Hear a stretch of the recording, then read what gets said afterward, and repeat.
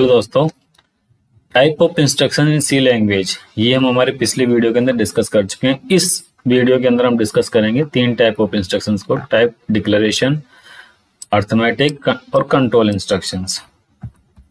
सबसे पहले आता है टाइप डिक्लेरेशन। ओनली डिक्लेरेशन मतलब कि वेरिएबल को केवल डिक्लेयर इसके अंदर किया जाता है। जैसे इंट यहाँ पे डेटा टाइप हो गया है और bs ये वेरिएबल का नाम है, इसको यहाँ पे हमने डिक्लेयर कर दिया, यहाँ कोई वैल्यू हमने नहीं दी है। सेम rs है, ग्रोस sal है, इसको फ्लोटिंग टाइप के वेरिएबल हो गए। सेकंड ये नेम एंड कोड है जो कि कैरेक्टर टाइप के हो गए। सेकंड में आता है इनिशियलाइज विथ डिक्लेरेशन, मतलब कि जब वेरिएबल का नाम आप डिक्लेयर करेंगे, वेरिएबल को डिफाइन करेंगे, किसी कांस्टेंट को डिफाइन करेंगे तो उसके साथ ही उसकी वैल्यू को भी असाइन कर देंगे। इंट i इक्वल टू 10, ये क्या हुआ है, i एक वेरिएबल है जिसके अंदर 10 की वैल्यू असाइन कर दी गई है और इंटीजर टाइप का ये वेरिएबल है। सेकंड है j equal to 25, j variable का नाम हो गया, 25 उसकी वैल्यू हो गई, मतलब कि डिक्लेरेशन के साथ असाइनमेंट भी हो गया है। देखिए float a equal to 1.5, b equal to 1.5 plus 2.4 into 1.4, मतलब असाइनमेंट के अंदर आप किसी एक्सप्रेशन को इवेलुएट भी कर सकते हैं। थर्ड आता है असाइनमेंट विद डिक्लेरेशन। अब ये ऊपर तो था कि डिक्लेरेशन के साथ में उसको इनिशियल वैल्यू भी डाल दिया तो हो गया इनिशियलाइजेशन। अब असाइनमेंट मतलब कि डिक्लेरेशन के साथ साथ उसके अंदर किसी दूसरे वेरिएबल की वैल्यू को भी असाइन करा जा सकता है, तो होता है असाइनमेंट। जैसे float a equal to 1.5, b equal to a plus 3.1। देखिए यहाँ पे फ्लोटिंग टाइप का a वेरिएबल पहले डिक्लेयर कर दिया गया, इसलिए b के अंदर उसकी वैल्यू को असाइन कर दिया है। अगर आप यहाँ पे a को डिक्लेयर नहीं करते हो, b के यहाँ पे असाइन करते हो तो ये एरर दे देता, क्योंकि assignment before definition will not work. जैसे कि int a equal to b equal to c equal to d equal to 10, यहाँ पे 10 वैल्यू असाइन कर रहे हैं आप इसके अंदर। सबसे पहले d है, d डिक्लेयर नहीं है, c डिक्लेयर नहीं हुआ, b डिक्लेयर नहीं हुआ और a के अंदर हमने असाइन कर दिया, तो डिक्लेरेशन या डेफिनेशन से पहले असाइनमेंट नहीं हो सकता है। थर्ड आता है कि अर्थमेटिक इंस्ट्रक्शन के कुछ बेसिक थंब रूल्स होते हैं, उनके ऊपर डिस्कशन कर लेते हैं कि असाइनमेंट अर्थमेटिक ऑपरेशन जो होते हैं उनका सिंटेक्स क्या होता है। इक्वल टू साइन होता है हमेशा बीच के अंदर, उसके अंदर लेफ्ट और राइट दो साइड होती है, तो लेफ्ट साइड में हमेशा एक वेरिएबल रहेगा और राइट साइड के अंदर ऑपरेंड्स विद ऑपरेटर्स होंगे जिनके ऊपर की कैलकुलेशंस होती हैं। अब इसके अंदर तीन मोड होते हैं, या तो इंटीजर मोड होगा या रियल मोड होगा या मिक्स्ड मोड। इंटीजर मोड का मतलब ये है कि सारे के सारे ऑपरेंड जो हैं, सारे सारे वेरिएबल या जो कॉन्स्टेंट हैं वो सब के सब इंटीजर टाइप के रहेंगे। और रियल मोड के अंदर सारे के सारे ऑपरेंड ये कांस्टेंट जो है रियल टाइप के रहेंगे, मतलब रियल नंबर्स होंगे, उनके बीच में कैलकुलेशंस होगी, ऑपरेटर सबके ऊपर अप्लाई होगा और उनका आउटपुट भी एक रियल नंबर ही होगा। वैसे इंटीजर मोड के अंदर सारे के सारे ऑपरेंड इंटीजर टाइप रहेंगे तो उनका आउटपुट भी इंटीजर ही होगा। लेकिन मिक्स्ड मोड के अंदर क्या होता है कि आपके पास में some operands are integer, some operands are real, दोनों का मिक्स वर्जन होता है। तो इस कंडीशन में जब अर्थमेटिक ऑपरेशन परफॉर्म होते हैं तो इंटीजर टाइप के जो भी वेरिएबल्स होते हैं वो ऑटोमेटिकली प्रमोट हो जाते हैं रियल टाइप के वेरिएबल्स के अंदर उस पर्टिकुलर स्टेटमेंट के लिए। अब आता है कि अर्थमेटिक इंस्ट्रक्शंस के ऊपर कुछ इंपॉर्टेंट पॉइंट्स क्या क्या होते हैं। Allow only one variable on left hand side, equal के साइन के लेफ्ट हैंड साइड के अंदर केवल और केवल एक वेरिएबल ही आप यूज कर सकते हैं। Arithmetic operation can be performed on int, float and character. वो बोलेंगे कि अर्थमेटिक कैलकुलेशन के अंदर तो केवल नंबर्स के बीच में होता है, कैरेक्टर कहाँ से आ गए। भाई सी के अंदर जब बात करते हैं तो कैरेक्टर का कोई वैल्यू अगर आपने असाइन कर रखी है तो वो उसके आस्की कोड के ऊपर कैलकुलेशन करेगा। हर कैरेक्टर का इन सी लैंग्वेज, सी के कंपाइलर के अंदर एक आस्की कोड डिफाइन है। जब भी कैरेक्टर को इंट के अंदर या फ्लोट की तरह यूज करना चाहेंगे तो वो उस कैरेक्टर का आस्की कोड कॉल करेगा और उसके ऊपर कैलकुलेशन करेगा। थर्ड पॉइंट है no operator is assume to present, it must be return explicitly. जैसे हम नॉर्मल मैथमेटिक्स के अंदर जब भी कैलकुलेशन करना, जैसे मान लो कि हमारे पास में सी और डी को गुणा करना है, सी और डी को मल्टीप्लाई करना, तो हम क्या लिख देते हैं सी डॉट डी। जैसे यहाँ लिखा हुआ है A equal to C dot D dot B X Y, इसके अंदर मतलब क्या है, सी को डी से मल्टीप्लाई करा, डी को बी से मल्टीप्लाई करा, ब्रैकेट के अंदर एक्स को वाई से मल्टीप्लाई करा और एक्स वाई का जो मल्टीप्लाइड है उसको इस पूरे के साथ में मल्टीप्लाई करा।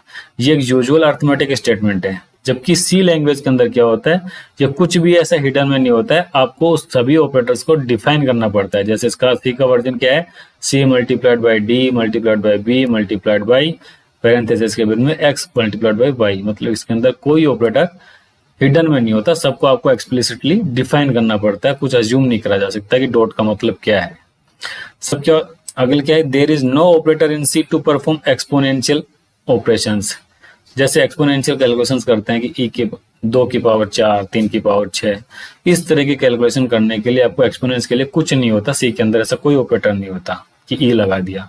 उसके लिए यहाँ पर एक फंक्शन बना हुआ है पावर नाम से, जिसका मतलब है 3.0 की पावर 2.0। एक्सपोनेंशियल कैलकुलेशन के लिए पावर फंक्शन का यूज करेंगे। फंक्शंस क्या होते हैं, group of statement, group of instructions.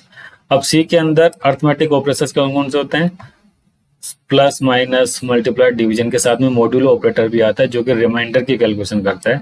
जैसे कि ये परसेंटेज का जो सिंबल है यहाँ पे मॉड्यूलो ऑपरेटर की तरह काम करता है। अब टाइप कन्वर्जन इन असाइनमेंट, अभी हमने बात करी कि जब अर्थमेटिक के अंदर काम करते हैं तो इंटीजर मोड में कैलकुलेशंस होती हैं, रियल मोड में कैलकुलेशंस होती हैं, मिक्स्ड मोड में कैलकुलेशंस होती हैं। तो जब आपस में अगर सेम टू सेम टाइप के नंबर्स हैं, सेम डिजिट, सेम वेरिएबल्स हैं, उनके बीच में कैलकुलेशंस होती है तो आउटपुट सेम निकल गया। लेकिन जब डिफरेंट टाइप के होते हैं तो क्या होता है, an arithmetic operation between an integer and integer always yield an integer result, and operation between a real and real always yields a real result, जैसे कि हमने पहले ही बताया। लेकिन जब इंटीजर और रियल के बीच में ऑपरेशन होता है तो उनका जो रिजल्ट निकलता है वो रियल टाइप का निकलता है। Integer first promoted to a real and then operation is perform, hence the result is real. जैसे एग्जांपल के देखते हैं k इक्वल टू 2/9, 2 के अंदर 9, 2 को अगर 9 से डिवाइड करा तो हमारे पास में अर्थमेटिक कैलकुलेशन के अंदर क्या आएगा, रिमाइंडर 2, और डिविडेंड के बाद में रिजल्ट क्या आएगा 0। लेकिन यहाँ पे अर्थमेटिक के अंदर तो इंस्ट्रक्शन ये हो गया, रिजल्ट आ गया 0, रिमाइंडर यहाँ पे नहीं आता है जब तक क्या मॉड्यूलो ऑपरेटर नहीं लगाएंगे। अब यहाँ पे देखिए k equal to 9 divided by 2, तो इसका रिजल्ट आना चाहिए मैथ्स के अंदर 4.5, बट यहाँ पे आएगा 4। 9.0 डिवाइडेड बाई 2 4.5, क्योंकि ये क्यों आया, क्योंकि 9.0 एक रियल नंबर है। ओके, तो इस तरीके से रियल नंबर अगर मिक्स मोड में होता है तो उसका रिजल्ट भी अपर वाला आता है। अब सी के अंदर ऑपरेटर्स होते हैं, जैसे अर्थमेटिक ऑपरेशंस, अर्थमेटिक कैलकुलेशंस जब होती हैं तो उनके अंदर भी जितने भी ऑपरेटर होते हैं, plus minus addition subtraction multiplication division percentage और भी कितने सारे होते हैं, तो उन सबकी एक हायरार्की डिफाइन होती है कि अगर एक ही स्टेटमेंट में 3-4 ऑपरेटर्स आ रहे हैं तो सबसे पहले कौन सा कैलकुलेट होगा, और अगर उनके प्रेसिडेंसी है, प्रायोरिटी जो होती है डिफाइंड होती है। तो सी के अंदर जो प्रायोरिटी है, सबसे पहले प्रायोरिटी आएगी इस मल्टीप्लिकेशन डिवीजन और रिमाइंडर, इन तीनों की प्रायोरिटी सेम है। इन तीनों में जब ये तीनों ऑपरेटर्स आते हैं, तीनों में से पहले किसी को भी कैलकुलेट कर सकते हैं। तीनों साथ में आने पे इनके दूसरा रूल लागू हो जाता है एसोसिएटिविटी का, जो कि हम नेक्स्ट स्लाइड के अंदर डिस्कस करेंगे। सेकंड प्रायोरिटी आती है प्लस एंड माइनस की, और थर्ड नंबर पे आती है इक्वल साइन की। तो with in parenthesis the same hierarchy as mentioned in figure is operative if there are more than one set of parentheses, the operation within the innermost parenthesis would be performed first। मतलब कि अगर हमारे पास में parenthesis लगे हुए हैं तो सबसे पहले सबसे जो इनर मोस्ट पैरेंथेसिस होगा वो कैलकुलेट होगा, उसके बाद में बाहर वाले कैलकुलेट होंगे। We must always remember to use pair of parenthesis. Parenthesis C language के अंदर हमेशा पेयर्स में चलता, अगर लेफ्ट लगाया तो राइट भी लगाना पड़ेगा।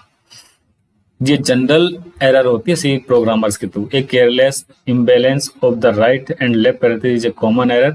Best way to avoid this error is to type initially, एक साथ ही आप तो लेफ्ट एंड राइट को दोनों को टाइप कर दो, उसके बाद में उसके अंदर बीच में कुछ भी टाइप करो। Associative of operator, when an expression contain two operator of equal priority, the tie between them is settled using the associativity of the operators. All operators in C have their left to right और right to left associativity। मतलब कि अगर जैसे मान लीजिए addition और subtraction दोनों किसी स्टेटमेंट के अंदर आ गए हैं कैलकुलेशन करने के लिए, तो आप सबसे पहले एडिशन को परफॉर्म करेंगे कि सब्ट्रैक्शन को करेंगे। ये चीज डिफाइन होती है एसोसिएटिविटी के साथ में। एसोसिएटिविटी मतलब कि आपको लेफ्ट से कैलकुलेशन स्टार्ट करनी है कि राइट से कैलकुलेशन स्टार्ट करनी है, ये डिफाइन करता है। जैसे एग्जांपल के लिए equal to 3 divided by 2 multiplied by 5 है।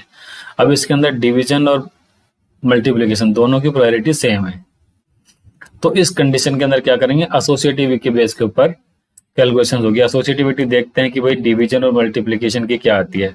मल्टीप्लिकेशन लेफ्ट टू राइट है, डिवीजन भी लेफ्ट टू राइट है, तो सबसे पहले हम लेफ्ट से इवेल्युएशन शुरू करेंगे। 3 डिवाइडेड बाई 2, जो भी रिजल्ट आएगा उसको मल्टीप्लाइड बाई 5। तो 3 डिवाइडेड बाई 2 क्या आएगा यहाँ पे 1। क्यों? क्योंकि ये तो इंटीजर वैल्यूज है और इंटीजर वैल्यूज का रिजल्ट भी इंटीजर आएगा। 1 मल्टीप्लाइड बाई 5 इक्वल टू 5। और अगर एसोसिएटिविटी के अकॉर्डिंग नहीं करते, लेफ्ट टू राइट नहीं करते, राइट करते तो क्या होता? पहले 5 मल्टीप्लाइड बाई 2 तो 10 हो जाता। 3 डिवाइडेड बाई 10 होता तो आउटपुट में हमारे पास में क्या आता? 0। अब उसके बाद में हमने अर्थमेटिक इंस्ट्रक्शंस को चेक कर लिया है, वेरिएबल टाइप को मतलब टाइप इंस्ट्रक्शंस को भी चेक कर लिया। लास्ट में आता है हमारे पास में control instructions, sequential control instruction, selection और डिसीजन कंट्रोल इंस्ट्रक्शन, रिपीटिशन और loop control instruction, case control instruction. ये डिफाइन करते हैं कि आपका कौन सा स्टेटमेंट एग्जीक्यूट होगा किस स्टेटमेंट के बाद में। ये डिसीजन मेकिंग का रोल प्ले करते हैं पूरे सी प्रोग्राम के अंदर। इनके ऊपर हम डिटेल में अगले चैप्टर के अंदर पूरी डिटेल में डिस्कशंस करेंगे।